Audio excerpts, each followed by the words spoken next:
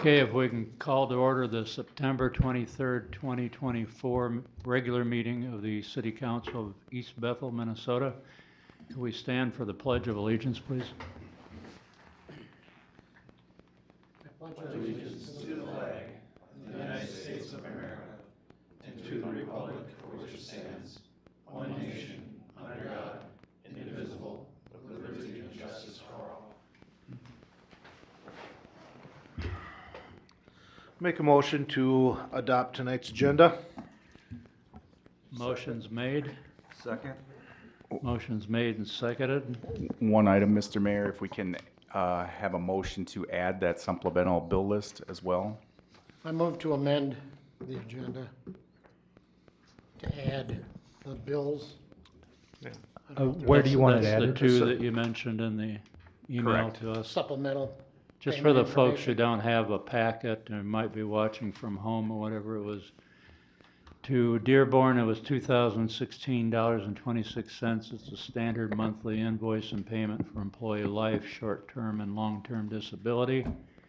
And the other one was Connexus, $13,575.58, standard monthly electrical invoice for So a I'll variety second. of city buildings and all. So Second motion. that's what it was about.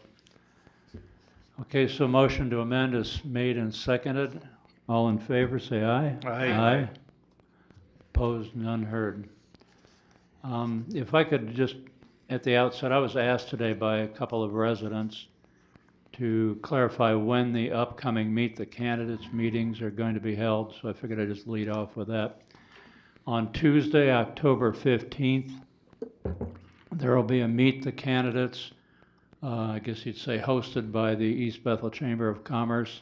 It begins at 6 p.m. in the Senior Center, and then it moves over here at 7 p.m., and there will be one session that'll be the mayoral candidates, and the other will be the city council candidates.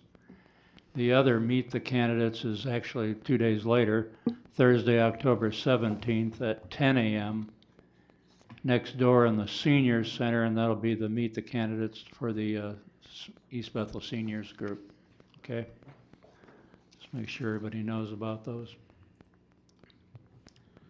So we still need to vote on approving the agenda. We approved the amendment, but not the agenda itself. Correct. Amendment was Okay, made, so we've approved the amendment to the agenda, and we've got a motion and a second to approve the agenda itself.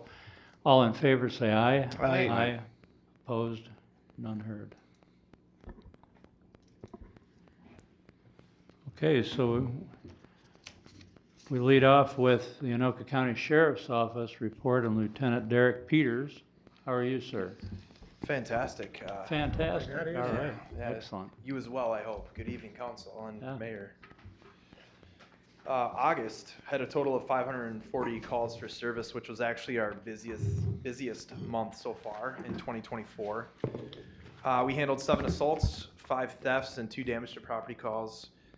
We made a total of 36 custodial arrests for miscellaneous violations. 154 traffic stops were conducted in the city, which resulted in the issuance of 42 traffic citations. A couple of our notable calls last month in August. On the 5th of August at 3 o'clock in the morning, deputies received a report of a vehicle swerving and varying speeds through the 20500 block of Highway 65 Northeast. Our deputies stopped the vehicle after witnessing the poor driving conduct and made contact with the driver who showed signs of impairment. One of our newest deputies, Deputy Gruey, had the driver step out to perform standardized field sobriety testing, which the driver ultimately failed. PBT was provided by the driver, which showed a preliminary BAC of .144. Deputy Gruey arrested the driver and brought him to the sheriff's office for an evidentiary DMT test. The driver provided that test, which showed a final value of .12.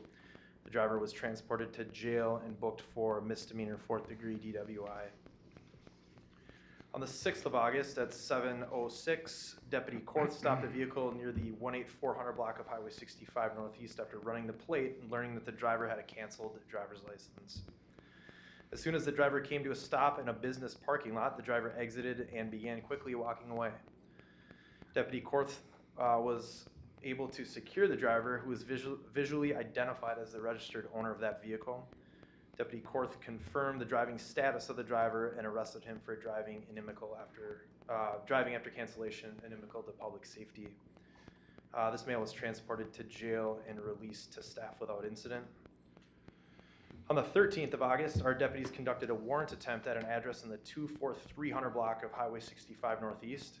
Our deputies working that evening were looking for a male who had several active gross misdemeanor and misdemeanor warrants for his arrest out of Scott County.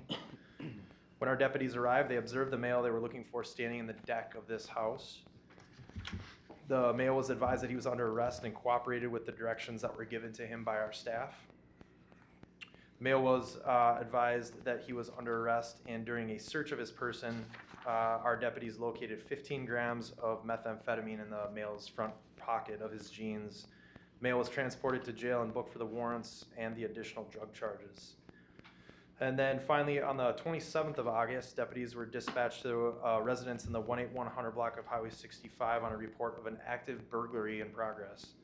The reporting party reported a male who they were familiar with was at the location and that he had multiple warrants. Deputies confirmed the existence of 6 separate warrants in Anoka and Wright counties. On arrival, our deputies located the male in the backyard of the residence. As soon as he saw our squad cars, the male fled on foot. A short foot pursuit ensued, but the male was eventually taken into custody without further issue. The male was transported to jail on those warrants and was cited for fleeing on foot. The deputies did follow up at that address of the original call and determined that no burglary had actually occurred. So, as I had stated earlier, August was our busiest month by over at least 100 calls. A lot of those were an increase in medicals that we saw that the fire department assisted us on. Trends-wise, there was nothing else significantly observable in my opinion, so things are holding steady as the year kind of winds down here and we get into the fall months. But as you may have seen on social media, just a reminder for those watching and those in the audience tonight that tomorrow is our open house. We have this every single year, the Sheriff's Office open house. We open up our gates. People can come in and see the type of equipment that we have, meet some of the deputies, and see some other booths that are set up with some of our law enforcement partners. So I encourage everybody tomorrow from 4 to 7, please visit us over at the Sheriff's Office. Swing in, say hello. We'll have some displays and some fun activities planned for all of our visitors. So thank you again for having me this evening. Do you find there's an escalation of calls to the Nexus building? Yes. You don't have to go into a lot of details, but just... Yes. Over the summer, we've had a significant increase there. A lot of those range, they run the gamut, really. I mean, from mental health to other types of calls that require our assistance for processing. So we have seen an uptick, but with that being said, we have not seen a dip in our response to priority calls for services elsewhere in the city, which is good to see. So although our calls may be more, we may get more of them at a certain address, we're still able to make it to our priority 911 calls around the city, and that's the litmus test, if you will, for me as the liaison to the city and somebody who's going through these reports daily. Yeah, I didn't think the service was failing in other areas. I was just kind of curious. When Nexus came in, of what was told to the city, and just to kind of keep an eye on it. Right. Yeah, they did have an uptick of people that they were, I should say residents, that they were bringing into their facility. So that could be a reason for it too, but you know, usually throughout the area, throughout the county, we do see an uptick over the summer months. So that's not overwhelmingly alarming to me as a whole. We see that all over the county, but certainly something that we can continue working with Nexus on from a law enforcement side of things too. What seems to be the age gap and where the most problems are? Really young, or some of the older kids, or? You know, I think that's a good question. I think I think it runs the gamut. We've got some younger kids there. We also have some older kids that are close to 18. And I think, you know, a lot of those residents that join that facility have some issues that they need to work on. And I think that probably leads into what we're dealing with here and what the staff deals with on a regular basis over there. So from my perspective, the staff is great to deal with. It's an uphill battle. with mental health and some of the issues that our youth are experiencing these days. It's something that we're learning as we go along as well, so. Okay, thanks. I assume they showed up in the increased assaults category, huh? Yeah, They kind of fit into that category? yeah, I think so. Okay. Well, thank you, Derek, very much. Thank you all. Have a good evening. Anybody in the audience got anything? Anybody in the audience want to ask him? Or? Go ahead and ask. Good evening, Mayor and Council. Howdy. Evening, Chief. I have your August fire report. For the month of August, the fire department responded to 113 calls for service. This breaks the previous record for the busiest month. We responded to 74 medicals, 5 accidents, 1 fire, 3 alarms. The main reason for the increase in calls is the 2 storms. I do believe we went on just about 20 power line calls. Oh, sure. So we had our officers in running calls that night and we were self-dispatching. So it was a learning experience for us on both of those nights. But we got through it. Right now, we are at 759 calls for service this year compared to 695 for 2023. The current trend, we are going to respond to over 1,000 calls right now this year. The fire department's open house will be October 7th at Station 1 on Viking Boulevard from 5 p.m. to 7:30. The Lions will be serving hot dogs and chips and cookies for you to enjoy. There will be different agencies there that I know that I'm pretty sure the Anoka County Sheriff will be there, probably the Minnesota Highway Patrol, I think Connexus, and then we'll be landing a helicopter too. Lifelink will be bringing in a helicopter if possible, depending on weather and their calls and that. We'll have all of our fire trucks there to people to look through and go through. They can try on firefighters' gears too. Then with the fall on the way, actually it's starting to get colder, so grass is going to start dying. It's going to start browning up. We haven't had rain in a while. No, I don't know. I wasn't in town Saturday, but you may have got rain. But just be careful with fires. Check the DNR website for burning restrictions that are affected in the area. As always, get a burning permit from City Hall if the fire is going to be larger than a 3x3x3. Please note that burning leaves that you rake up in your yard and garden debris you cannot do that. You have to compost those. You cannot burn leaves or garden debris. You can check the Anoka County website as to where you can take them for compost, or you can compost them in your backyard. And also, it's a good time to check both your smoke detectors and your CO detectors. You can test them by pushing the test button on, and if your detectors are hardwired, they all should go off at the same time. But your hardwired detectors also have batteries, so it's a good time to change the batteries on your hardwired detectors also, unless you get the sealed ones that are 10 years old, or that are up for 10 years. You also need to check the manufacturing date on your detectors. Detectors should be replaced every 10 years. We're starting to get more calls for CO as we come into the season and that, so most of the time it's a faulty detector because it's old. With that, I will take any questions on this, and if I could, Mr. Mayor, any questions on my bill list? Are there any bills we have? Because I have a training going on right now I'd really like to get to. Okay, well, I had a question on the bill list. I didn't want to pull it. Okay. So I just asked Mike Okay. Zerski. And it was just for information, let the residents know who are watching. It was about the $14,000, which was the city's annual contribution to the firefighters' pension fund. Yes. So that's what that was the $14,000 Okay. for anybody who looks at that in the Okay. packet. But like I said, I got a training I'd like to get Right. these Well, guys. assuming we approve this new firefighter, what does that bring us up to on the roster right now? That'll bring us up to 31 for 31, about 3 months. 3 months. Yep. Okay. I have a firefighter right now that is talking about retiring at the beginning of the year.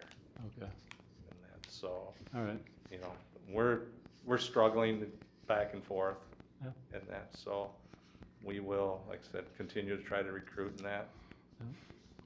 Okay, and I do have another one, it may have dropped off an application today up here. I'm Good. not for sure. I haven't been up at City Hall all day, so. Okay. Is there any other questions? The open house, would that be an opportunity for anybody who's interested in becoming a firefighter Yes. to attend? Yep, it'd be something that, then they could pick up an application there and that, so. I got a question on this gentleman right here. Yes, please, I'll make it quick. Do you have fire extinguisher training at any point for people to feel and see how one operates? We've done it where I've worked in the past and only once has it been useful, but that once was useful. For the public, no, we do not, but, you know, bring that up, our next training is on fire extinguishers for the department. But for the public, we do not. We basically tell you to use the pass system, point, aims, squeeze, and sweep. Fire extinguisher servicing Yep. companies, you know, you can get the fire extinguishers from them that are expired, but in a situation like that, you can use them. And I'm in contact with those contractors, and I've grabbed a handful of Okay. their uses. Okay, Huh. yeah, But, sorry. no, that's Good thought. good question. Is there anything else? Thanks, Chief. Okay, you guys have a wonderful night. You Have too. Good Yeah. training. Next item on the agenda is a public hearing for an off-sale liquor license. I'll give that presentation. Thank you, Okay. Mr. Mayor, members of council. Staff is recommending that the council conduct a public hearing regarding an off-sale liquor license for Harry's LLC as required by East Bethel City Code, Article 3, Intoxicating Liquors, Section 6-55. Per notification requirements, the public hearing for this date was published in the Anoka County Union. At the conclusion and close of the public hearing, council will consider the approval of an off-sale liquor license for Harry's LLC, doing business as Go For It Liquor, located at 3255 Viking Boulevard Northeast. The applicant is the new owner of the property, which has previously held an identical license. All application materials, completed background checks, and fees have been submitted for the off-sale liquor license. Final approval of the license would be contingent on approval of the State Commissioner of Public Safety, and the approval of council is required prior to the action by the state.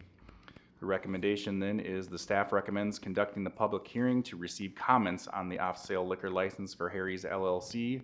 Once the public hearing is closed, and if there are no reasons to deny the license, staff recommends council consider approval of an off-sale liquor license for Harry's LLC, doing business as Go For It Liquor, located at 3255 Viking Boulevard Northeast, East Bethel, Minnesota 55092.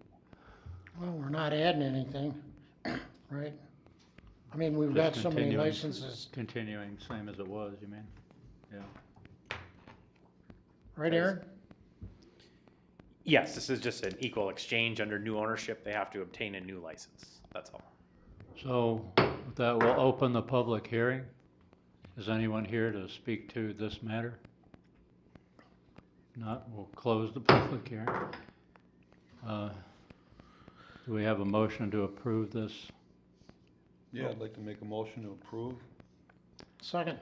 Motion made and seconded. Any discussion of it? Hearing none. All those in favor say aye. Aye. Opposed? None heard. The next item is a public hearing on a septic tank variance at 138 Laurel Road Northeast on Coon Lake Beach.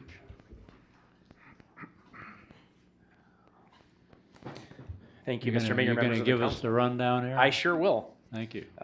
Greg Underdahl recently purchased 138 Laurel Road Northeast and 143 Maple Road Northeast in the Coon Lake Beach residential zoning district. He is proposing the construction of a new 2-bedroom seasonal cabin. Although these two lots are back to back, there is an offset of approximately 20 feet of overlap on the property lines.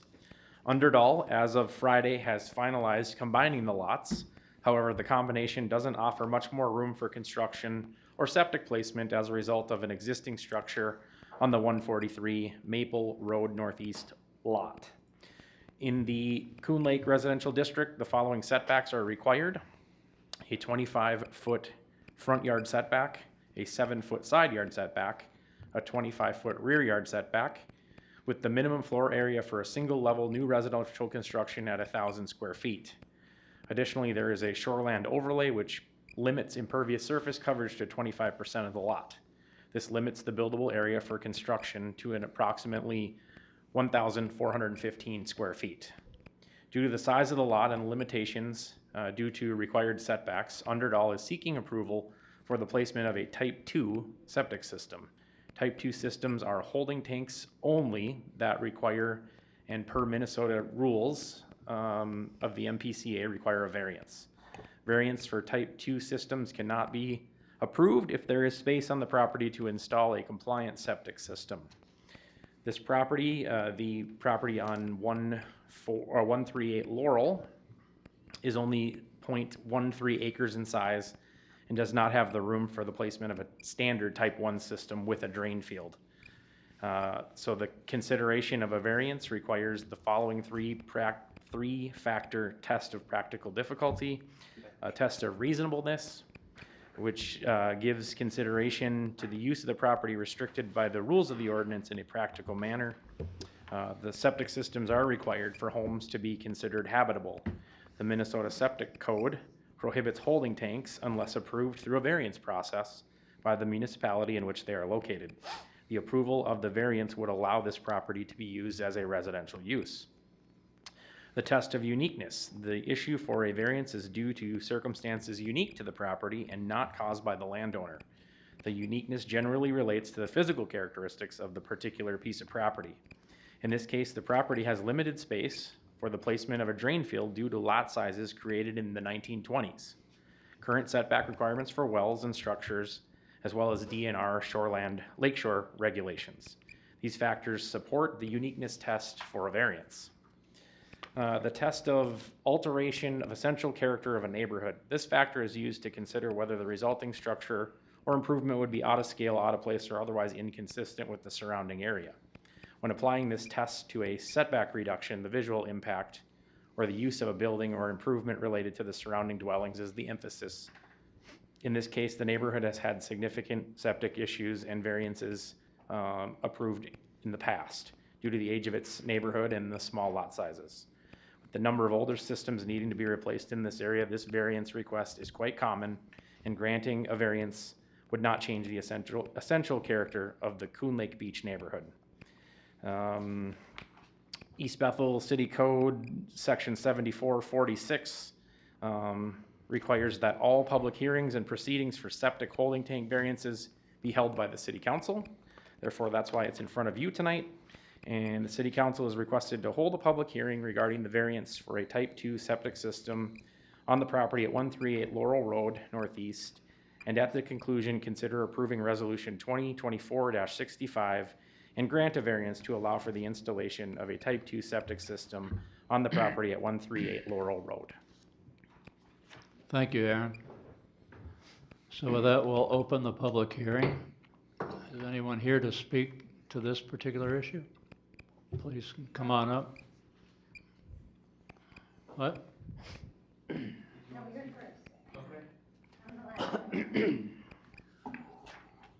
Are you Mr. Underall? My name is Mike Larson. Oh, okay. I live on Laurel Road, 171, just down a ways, and saw the letter, talked with some of my neighbors, and Dan across the street, Cameron right next door, Tim Youngworth, fireman. We all believe that should be perfectly reasonable for them to be able to put in a house, a small cabin, have these holding tanks. I think that's a good thing. It's important that we are welcoming, I feel, and accepting of people moving in. Change is hard sometimes, but I think this would be an improvement to the neighborhood. Very good. So you're speaking in support. I am. Good. Thank you. Thank you. Are you speaking to the subject, ma'am? Are you speaking to Yes. this? Yeah, I thought there was Okay. another person ahead. Okay. Okay, I guess, Could you speak into the microphone, please, so we can record it?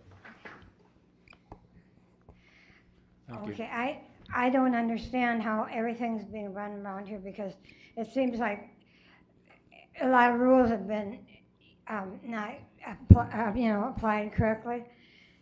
And, I was notified, Ma'am? when that property came up for sale. Ma'am, if you could state your name and address Oh, first. I'm sorry, it's Marcia Carson, and I'm right next door to the garage that is the illegal garage that should be attached to a house but isn't.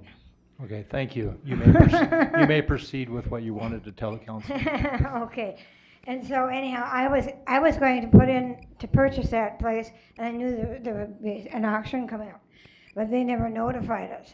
Well, I know that I can't do anything about that, but the the lady who purchased it sold it to, I think it was Jason, and anyhow, Jason owned a house way down by the lake, and he owned the next property, and then he owned this property that he built the garage on.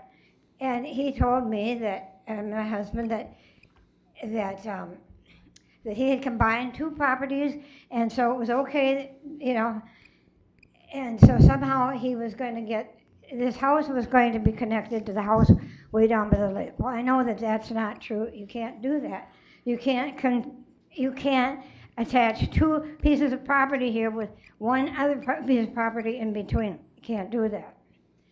In fact, I'm questioning whether these should be attached because, okay, I was on the internet and I was looking this up, and it was the code of ordinances, and it says that the property has to be contiguous, sharing a common border line, and the two properties, the one with the garage and the one where he wants to build the house, are just overlapping by about 20 feet. And part of that is the utility area.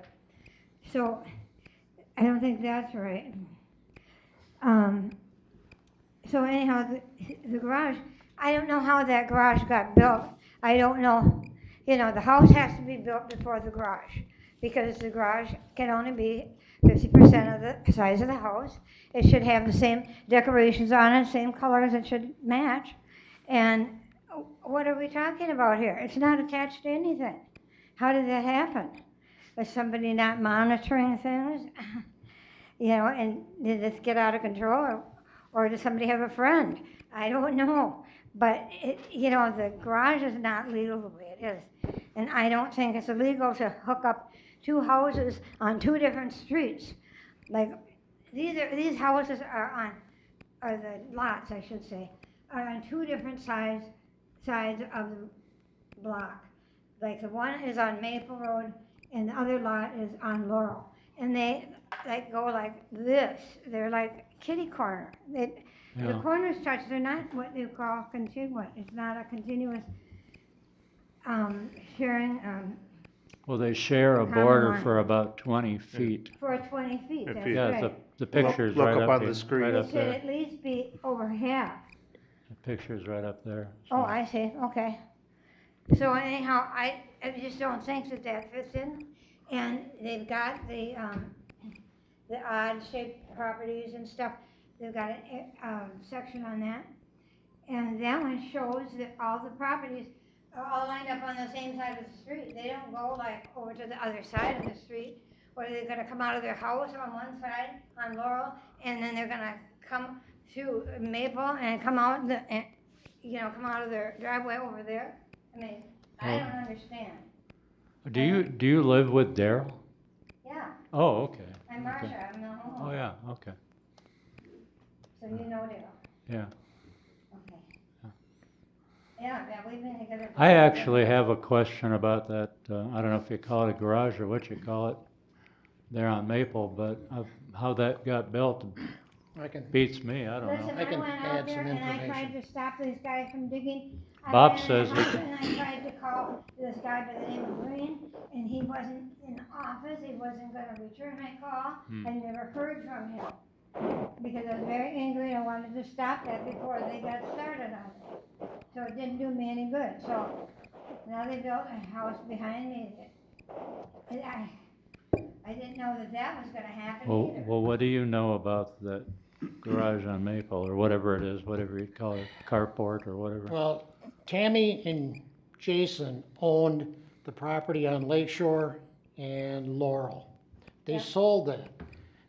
I know it, but Now, once okay. they connect these properties, it cannot be taken apart. Well, But you gotta let me it's- finish here and I'll show you how they did connect them. The house on Maple was torn down because they couldn't put a septic in.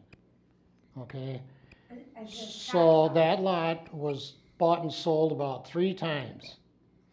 And some old neighbors of mine bought it, and then Jason and Tammy bought it, and they wanted to do something, and where the 2 lines come together is where it's a pivot point, and it's just enough that connected those 2 lots together. You know what I'm talking about? Well, they don't have any pictures like this on the internet, they've got them all side by side, not on both sides of the block. Yeah, but you know where I'm talking, I you know what I'm know, talking about, where the lots meet? yeah, where it's green instead of red, Right here. yeah. And when they came in, because I think Jack was still here, and there was a lot of conversation about letting them do that.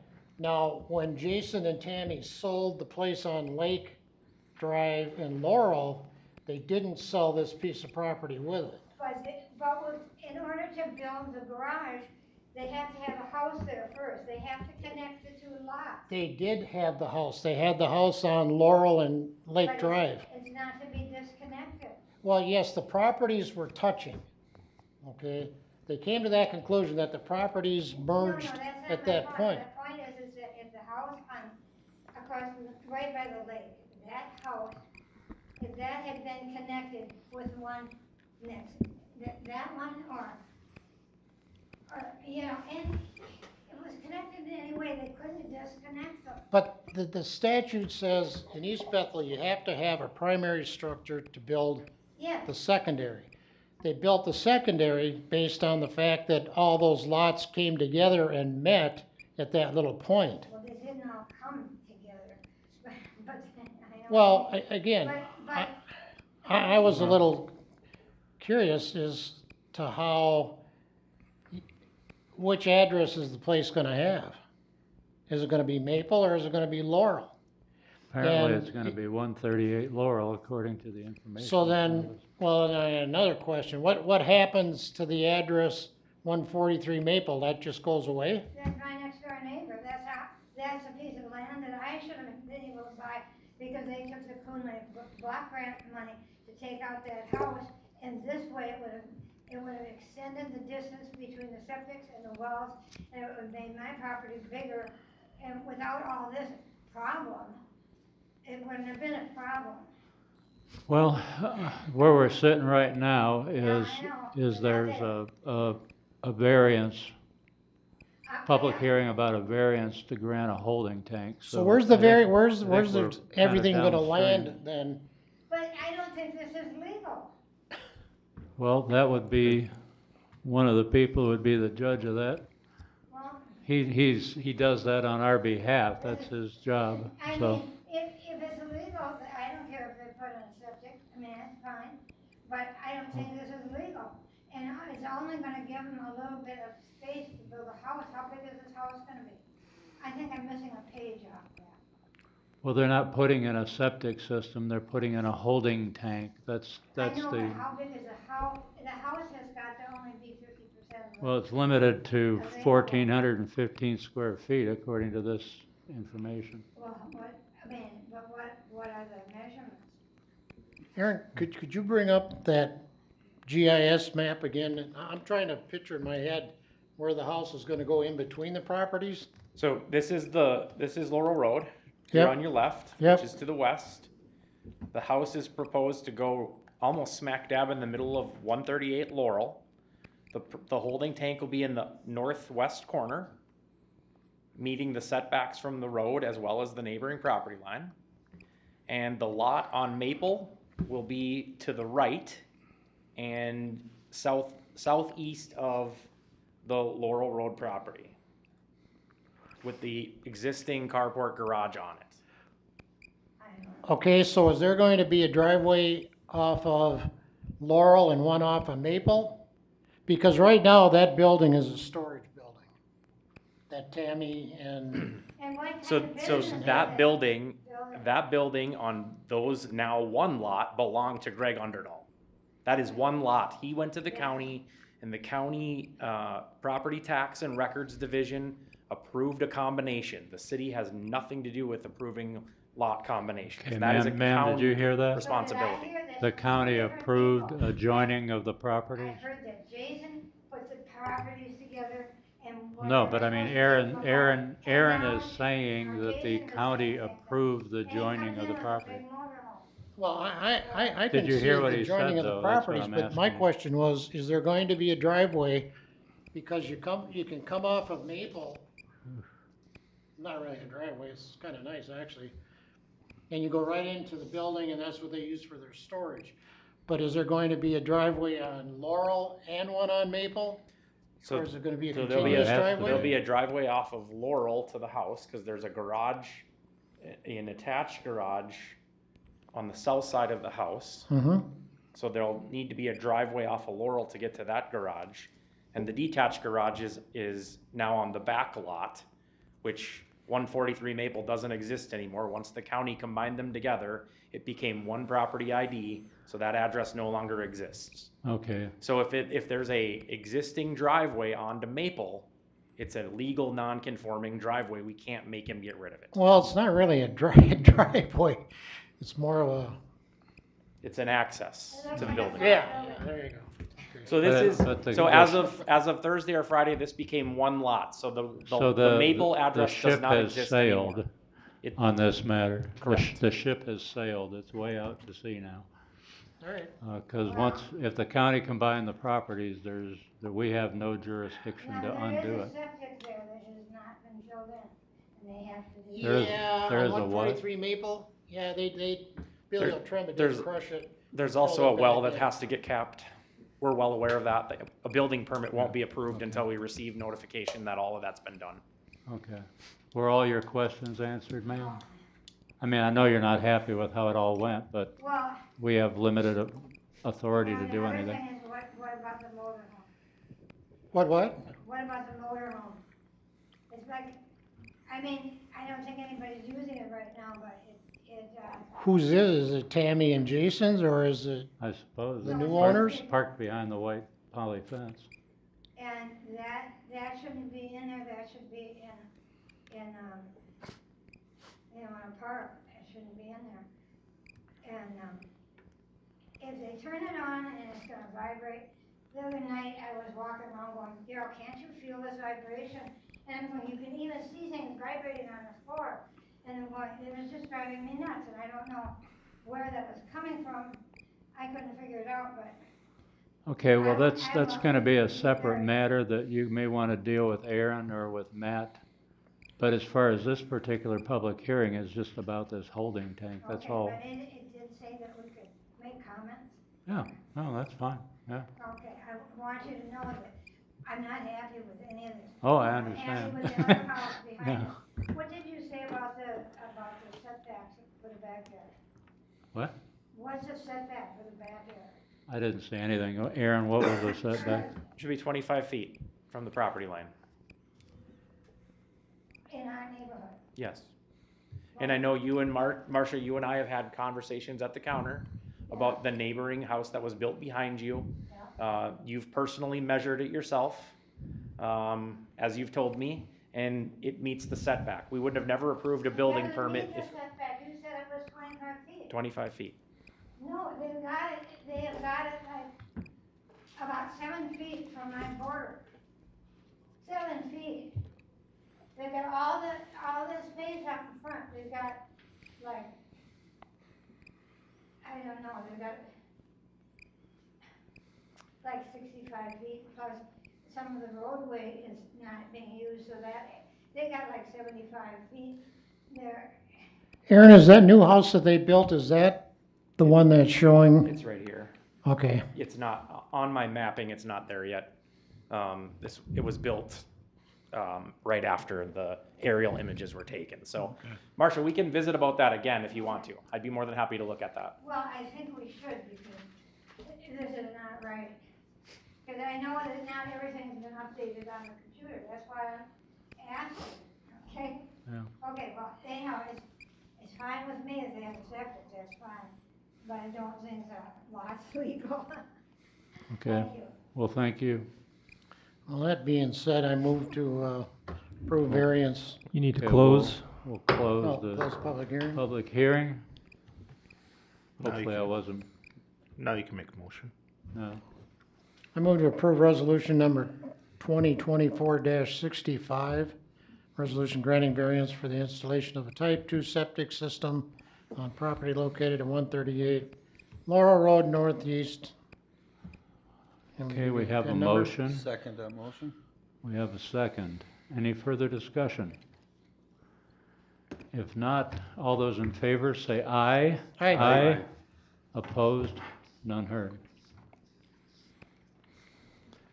Okay, the next topic on the agenda is the public forum.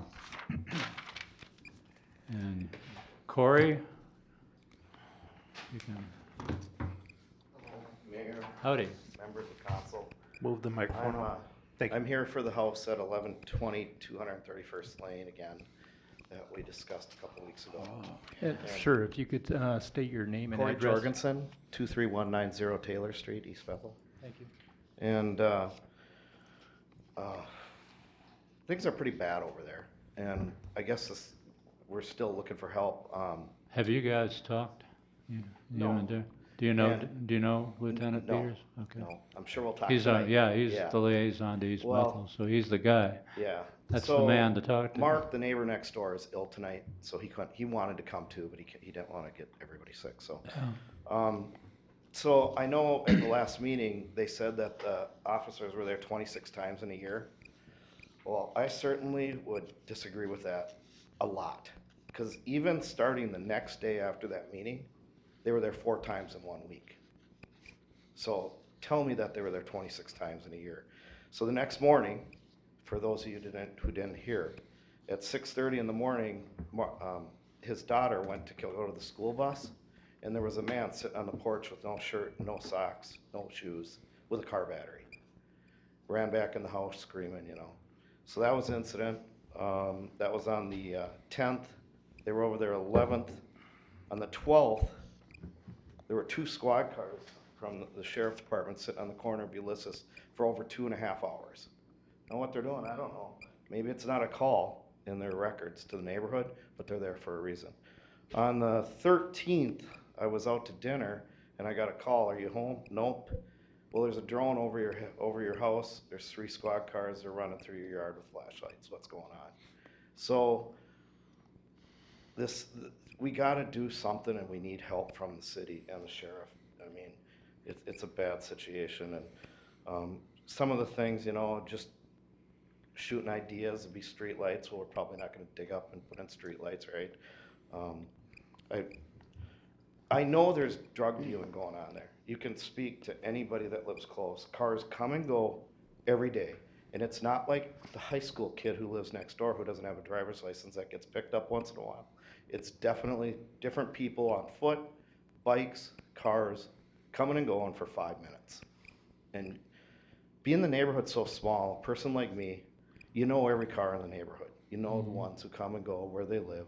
You might not know the people, but the cars that are the drug cars are coming and going constantly.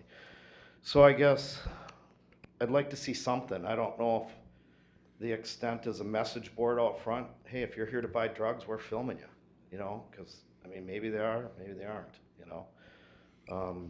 I personally would like to see a mobile camera surveillance trailer, which I'm sure you know what those are. And what that basically is, it's a trailer. It's got a mast, goes up, it films 24 hours a day. It's got a street light on the top. They can be generator, power. I know that City of Minneapolis has 40 of them, City of Fridley has 4. And so I started digging into them, and they're expensive. This Mobile Pro system makes them, they're about $50,000. Well, I know that we can't afford to jump and buy one, but maybe we should as a growing city. But you can rent them from this ProMark company for, it's $800 to set it up, $2,800 a month. And I think it would help. The neighbors volunteered to let it sit on his corner, and it'll scare these people. They're being filmed. The cars are going to be filmed all the time. Now, if you want it monitored by this company that would rent from, it's $250 a month. Do we need to monitor? Maybe not. Maybe we just go back and review the tape if there's issues. I know there's other avenues the city could maybe borrow one. The Minnesota Commercial Fraud, they have a couple of them they loan out for instances, so they would borrow one. I don't know under mutual aid if the city could get one from another city, or are you a member of Minwarn? And do you guys know about that? No. Well, if you're not a member, you should be, because that's a service where you inventory all your equipment, and like if another town has a tornado, you can help bring equipment, or you can't. It's a mutual aid system that was started by a guy, a fireman in southern Minnesota. And when I worked at Coon Rapids, I inventoried all our equipment to help volunteer if needed. We brought pumps in places, and then you get reimbursed if it gets paid. If not, and you're Just a second. To your knowledge, you're not a member of that. Yeah, I would have to double check with Rod on that. You know. well, look into it, and the city should join, even for their own protection. But what I'm wondering is, But that was Der- just another way. Derek, do you have anything you want to throw in to this conversation here? Would you like me to? Sure, please. Or I can speak. I was gonna say a couple things. Oh, speak at the microphone, please. What did Just you so, say just so we about- have it on record. Corey, were you going to talk about more than one thing? We'll see. Bob's. Let's see what Derek.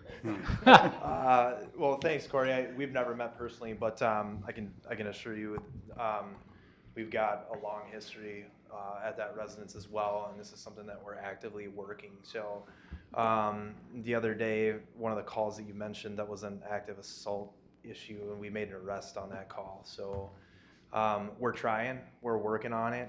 I know you said you saw some squads down the street for 4 hours, probably because I told them to.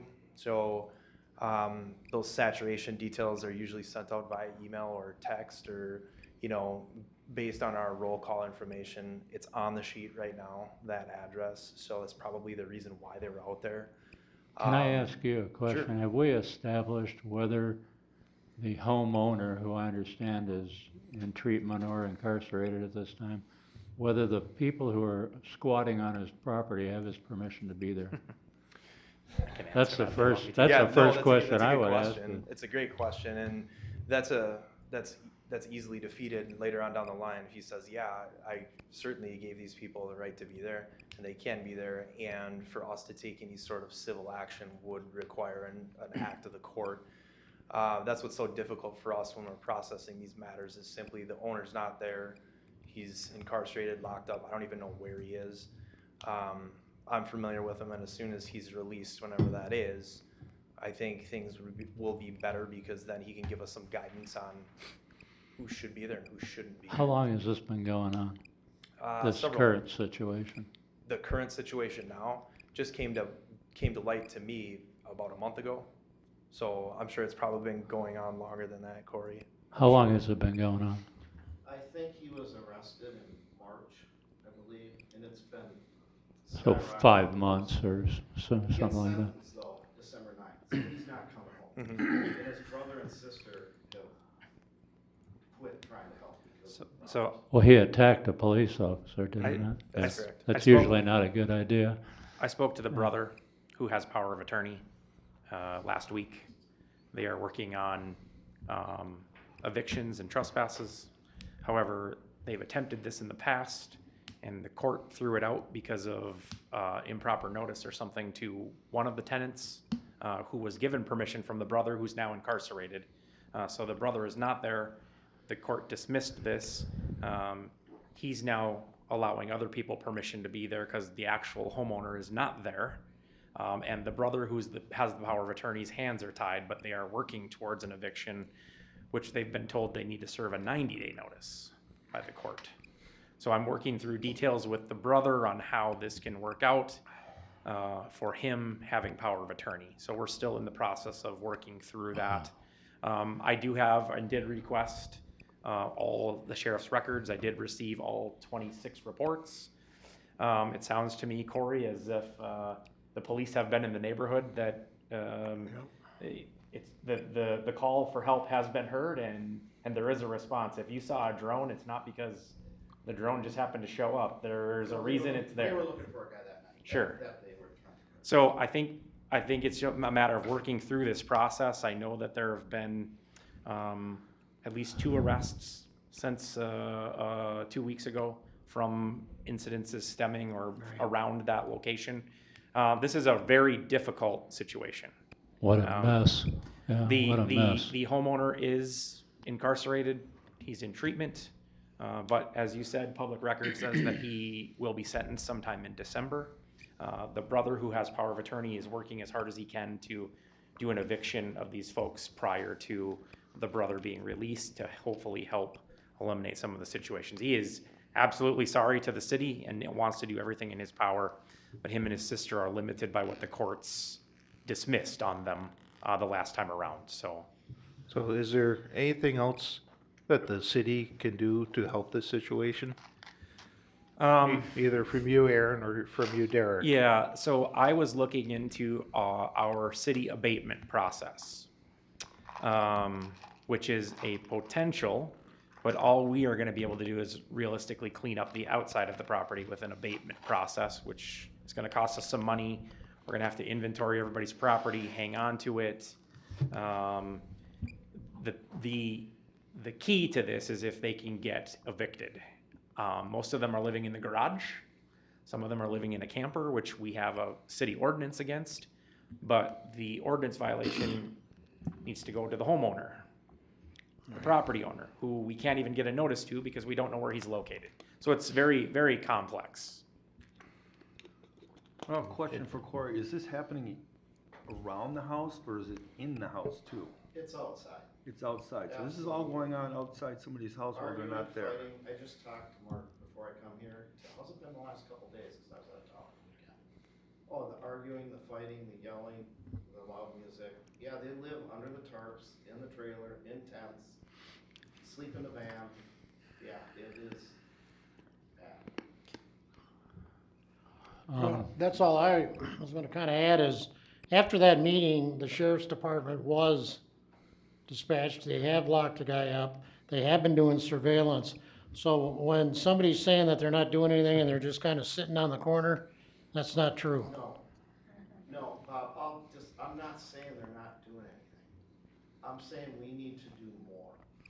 Well, but like you said, you know, believe me, I'm on the Corrections Commission Advisory Board, and I get frustrated with some of the stuff that comes on there because of the legal wranglings that goes on.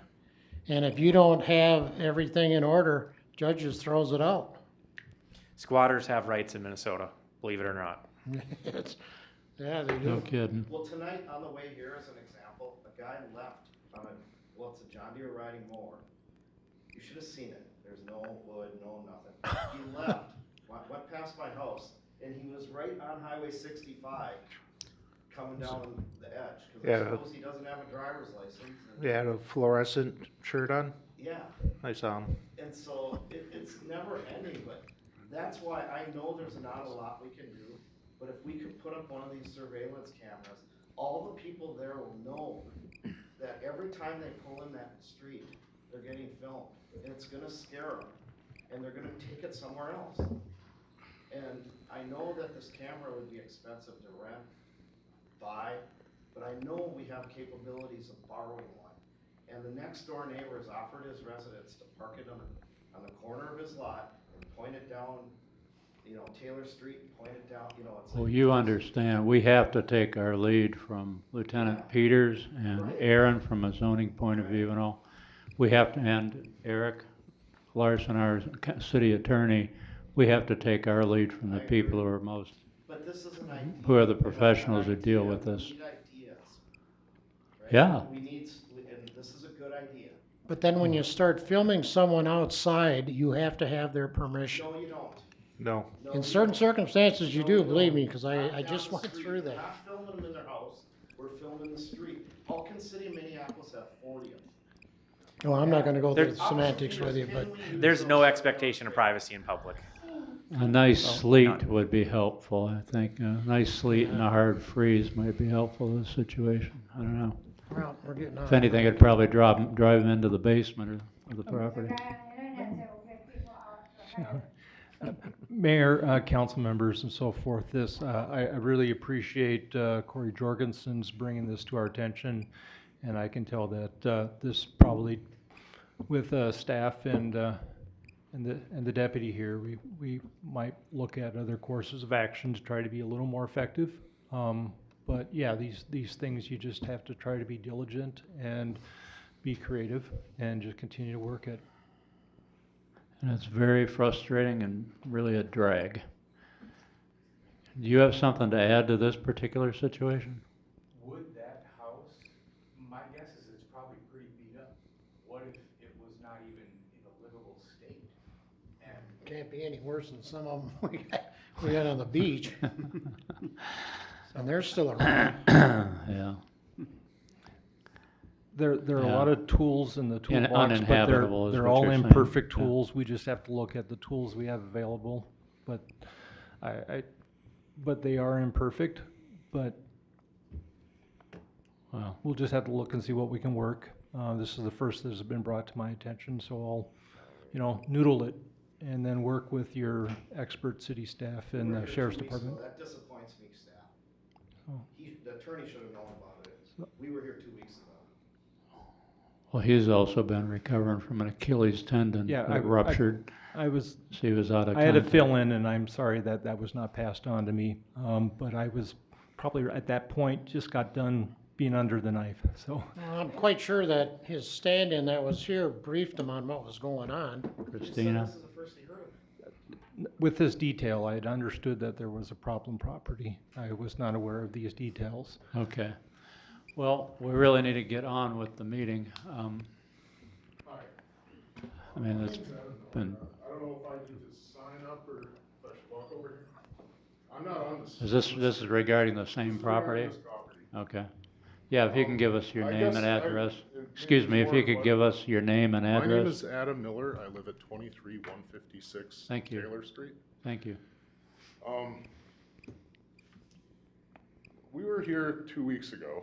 Right? I'm not really good at this, by the way. I You're really don't doing wanna fine. talk.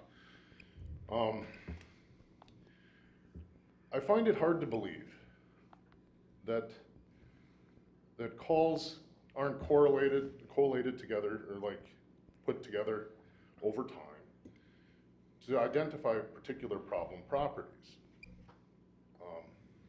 So even though we were here 2 weeks ago, certainly that address has been showing up over and over again for at least the year and a half that I've owned the property that I referenced with the address. When I moved into that property, or when I bought that house, I worked from home a lot, about 50% of the time, maybe more like 3 days a week. Every day that I worked from home for the last year and a half, about 50% of the time, 50% of those days, I can look out my window and I can see squads there. Squads, like squad No, cars? you Okay. guys. And thank you for being there, for sure. But, Wasn't sure if you said squads or squatters. no squads, sorry. Okay. So, I mean, it could be that you guys are really diligent and there's something that you guys are looking for there. But to hear the number 26 doesn't come anywhere near the number of times that there have been Yeah, a police presence at that address. yeah. I would bet at this point hundreds of times I've witnessed with my own 2 eyes And that's just me walking past my window. That's an between my enormous garage and my drain house. on resources. It Yeah. is, it's a huge drain. Yeah.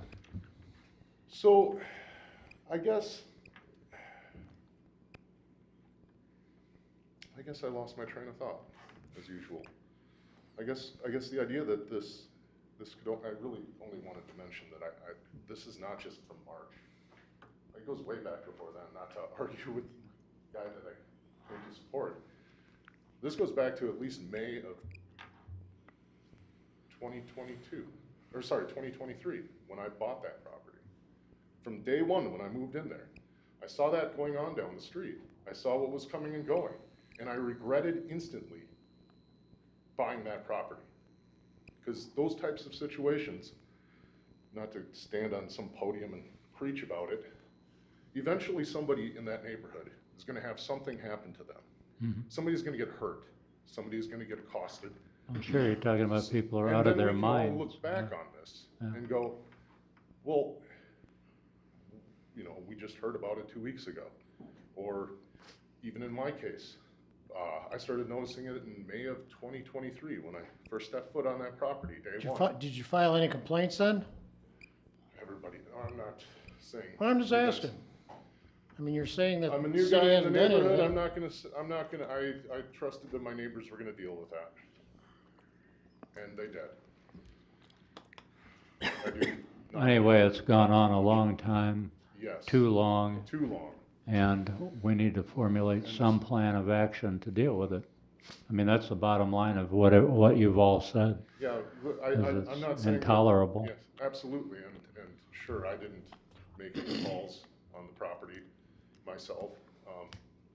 Perhaps I should have.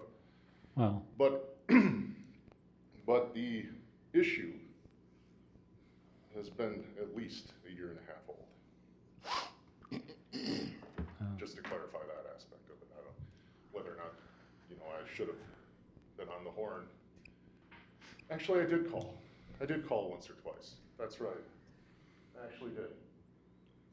There was a couple incidents where there was a couple of vehicles. I don't know if I talked to you, but there was actually a couple where there were some vehicles that weren't quite right in the neighborhood.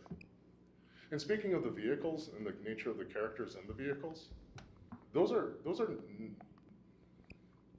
not your average run-of-the-mill folks. I remember being outside last summer, and there was a green van. This is just a particular incident. This kind of stuff happens every other day, but this particular one, where I literally thought, "Holy crud, this is not good at all." Like it was some dangerous looking characters that person. did not look Yeah. like they were pleasant. Unfortunately, Coon Lake Beach has a history of this kind of stuff at a lot of the properties there, What's with Coon- meth users and that Coon kind of Lake stuff. Beach? Coon Lake Beach? That's It's on the south shore of Coon Lake. Anyway, it's a neighborhood, is that The- where I but there's live? be a lot of this kind of stuff The- over the years. Oh, no, This- that's a different neighborhood. Yeah, the septic that we were just talking about, Yeah. that's in Coon Lake Beach. It's Okay. got a lot better because people who have that particular problem, the Darwin principle kind of takes care of them over time, you know? Either they get out of it or they die. That's unfortunately the truth, and a lot of them have died. But it's intolerable if you're a normal person and living in a neighborhood where that's going on. We get it. I would like to add as well that, in addition to like, through Corey, as he mentioned, Mark takes a lot of the brunt of it, being that he has a common property line there. Yeah. But if you look at how my property is situated, I actually can see right down the road. So I see everything that enters and everything that exits. And it also is a great conduit, unfortunately, for all of the disputes from a noise point of view. And I can tell you that there's probably at least an 80% chance that if I was standing in my front yard right now, I could hear that property right down there. You might say, is it above noise limits? Well, I'm not gonna call you guys over that, but it's constant fighting down there, constant disputes. Yeah. You know, you can't walk across your yard without listening to Yeah. some kind of chaos No, down it's there. ridiculous. Yeah. And at other times, you know, when it gets really heated down there, then they start pacing the front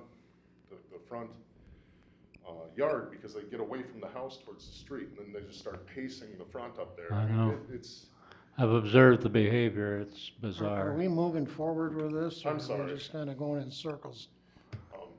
is that all? Maybe that's all I need to say. No, we appreciate you, what you had to contribute, so. I will tell you that when I bought that property, I did not expect that. I moved out of the cities. I mean, Yeah. this is just personal. I moved out of the cities to get away from everything like that. Yep. And to move right into it and see that two houses down, Sucks. it's not working for me. Yeah, I guess. no, I understand. Thank you. We all I'll do. leave it at that. So, okay. I believe you're Mr. Larson, right? You were on the public forum agenda? I was. You're I done? was able to speak, thank you. And you're Ms. Carlson, you've already spoken too, right? Carson, excuse me. And actually, it's Carson St. Lambert, but Social Security never changed my name, so I gotta get my driver's license. It had to go back to Carson. Oh, but you're all set too, so, Yeah. okay. Well, with that, we're done with the public forum. And the next item on the agenda would be the consent agenda. Make a motion to approve tonight's consent agenda. I would just like to pull item G as in goat. Trying to steal my thunder there, acknowledging Sherry, aren't you? Rascal. We can do it together. Okay, we'll hold hands and do it together. Okay, so we have a motion to approve the minutes. As I understand it, what we're supposed to do is second it, approve the minutes, and then into discussion. Consent agenda. Oh, not the minutes, the Right. consent agenda, yeah. So you have a So we got motion a- to approve got a polling mo- G. You need a second. And I'm going to pull C.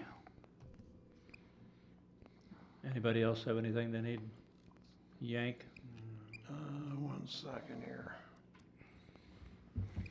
Oops. Oh, I did. I want to play. You want to pull A? Yep. It's not about the $14,000 I mentioned, is it?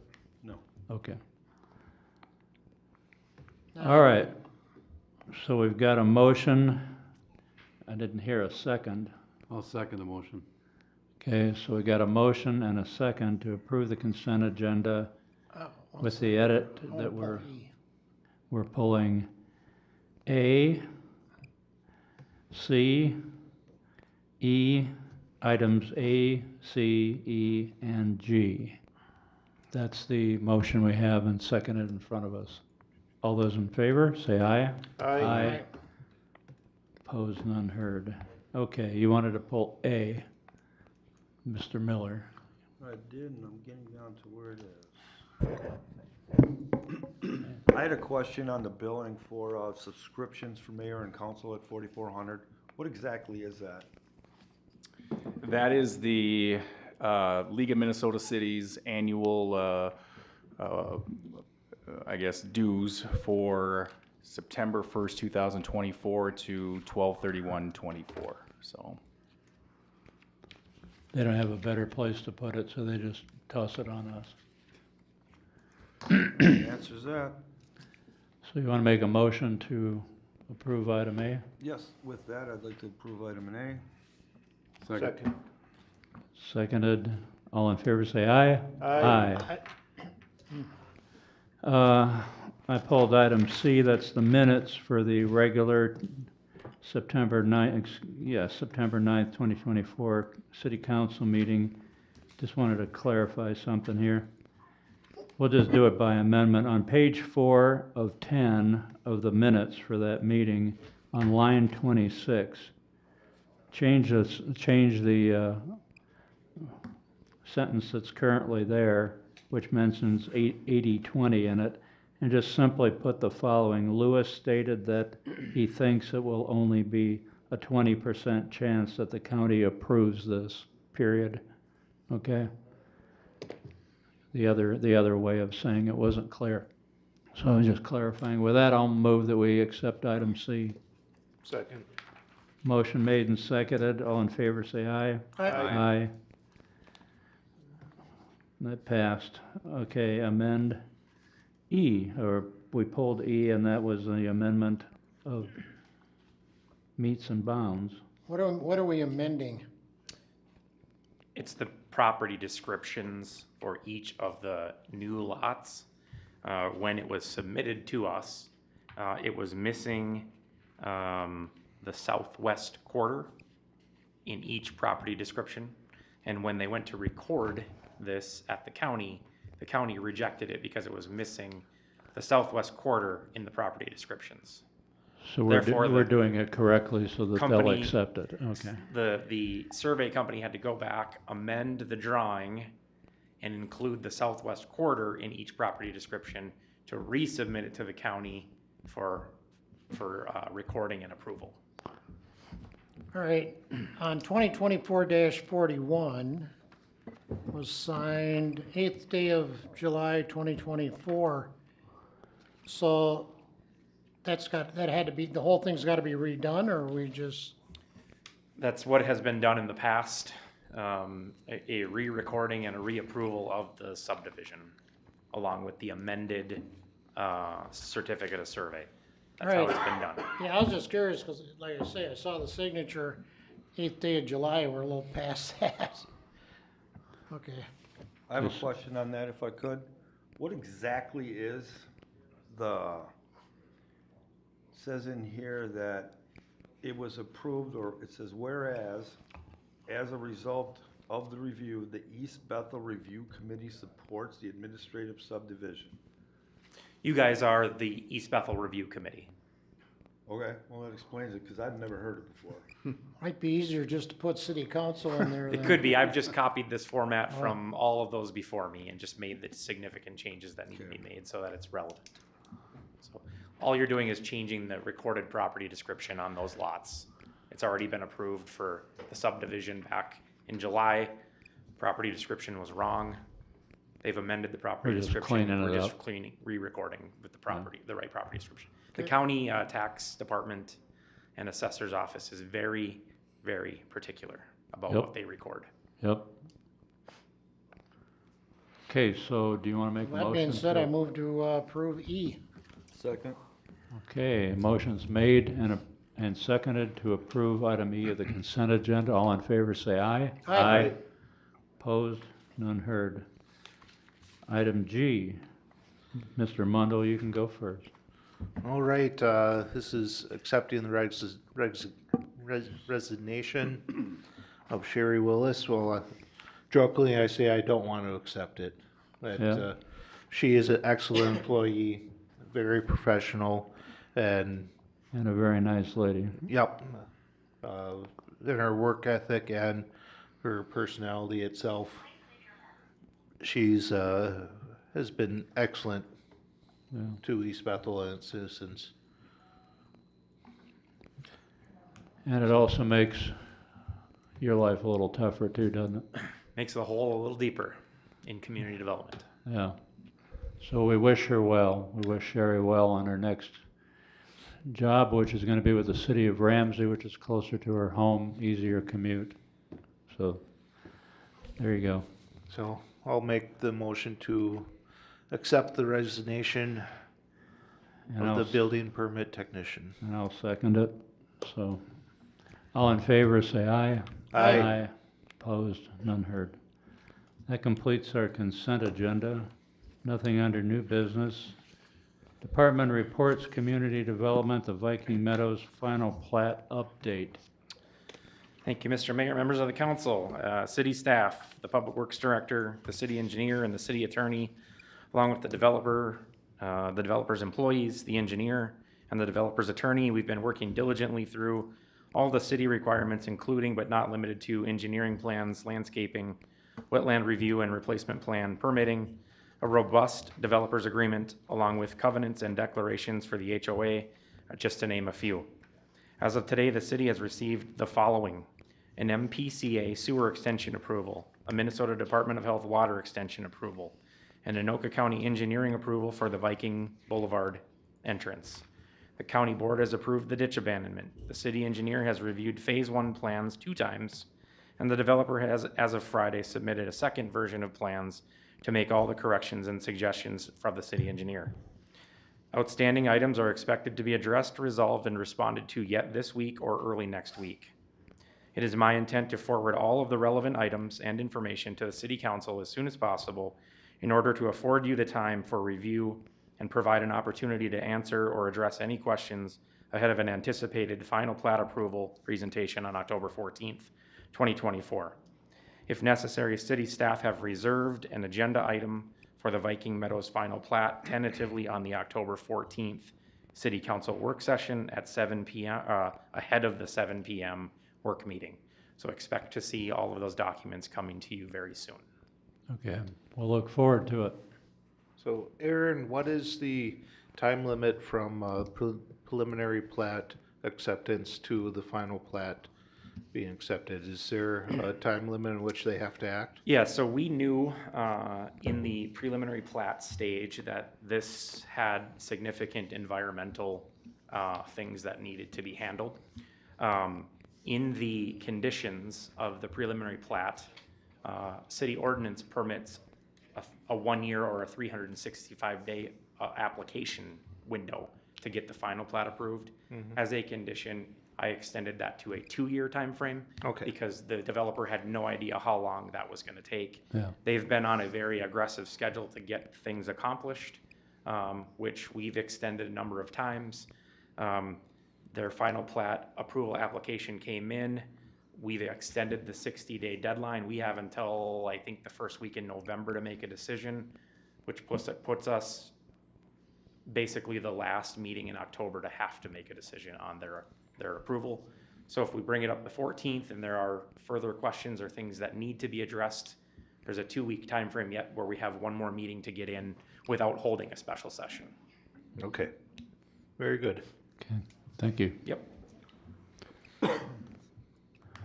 That completes our agenda for the evening. Anybody want to make a motion to adjourn? I make a motion to adjourn. Second. Motion made and seconded. All in favor say aye. Aye. Opposed? None Thanks heard. for coming, folks. Thank you.